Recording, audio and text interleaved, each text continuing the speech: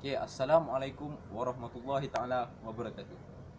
Nama saya Ammar Afandi bin Cik Aziz, Fakulti Pendidikan Desa tahun 2, nombor matrik A143839. Jadi berdasarkan hasil pembelajaran daripada etika dan profesionalism, setelah ditugaskan untuk menilai serta meneliti 3 video yang terdapat dalam tugasan pertama. Untuk video yang pertama dan yang kedua, iaitu 1.1 dan 1.2, video-video ini menerangkan perihal maksud etika serta bagaimanakah pengaplikasian etika itu dalam diri kita dan masyarakat. Jadi untuk huraian yang lebih lanjut, etika merupakan satu falsafah atau pegangan dalam hidup manusia.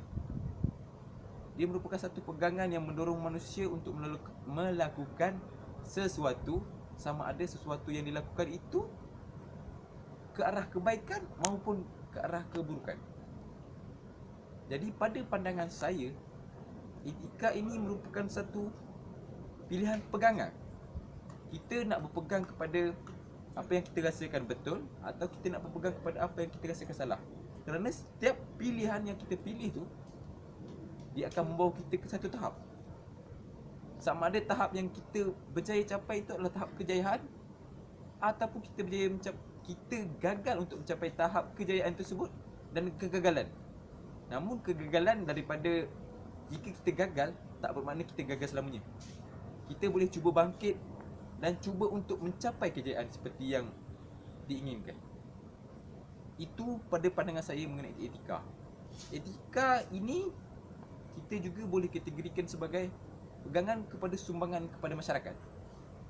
Okey, untuk pegangan dan sumbangan kepada masyarakat ni, kita boleh lihat dalam segi etika kita bekerja, etika kita belajar. Kita melihat benda ini sebagai satu benda yang sangat abstrak, satu benda yang boleh kita nilai tapi kita tidak nampak. Sebagai contoh, etika untuk bekerja, kita tahu etika bekerja bermakna kita fokus pada pekerjaan kita. Kita serius, kita ikhlas dalam melakukan pekerjaan kita. Kita tidak main-main, kita tidak makan gaji buta. Itu tamsilan kepada etika dalam bekerja. Manakala etika dalam belajar, contohnya saya sebagai seorang pelajar, etika saya sebagai seorang pelajar, saya hendaklah menghormati guru, menghormati pensyarah, menghormati ilmu yang saya pelajari. Saya juga seharusnya tidak melebihkan diri saya berbanding rakan-rakan yang lain.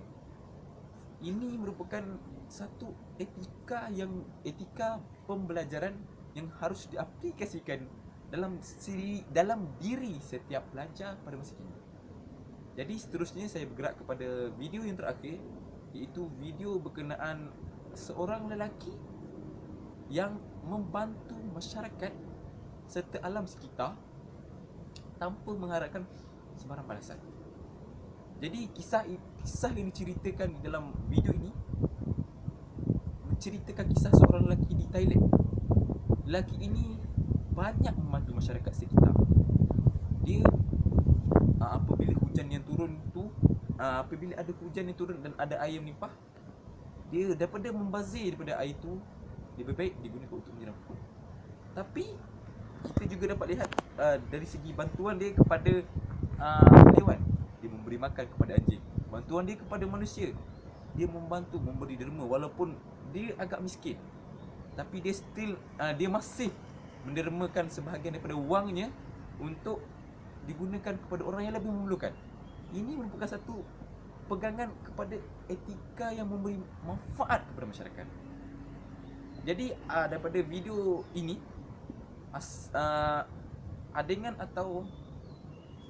adegan yang paling menarik yang saya rasakan adalah ketika lelaki tersebut melihat anak kecil yang pernah dibantunya, yang pernah diberikan sumbangan olehnya, berjaya menjejakkan kaki ke sekolah. Dan ini memberikan saya satu perasaan semak dan sedih, kerana kita lihat pengorbanan lelaki tersebut kecil tetapi tinggi nilainya di mata dia. Sekian, terima kasih.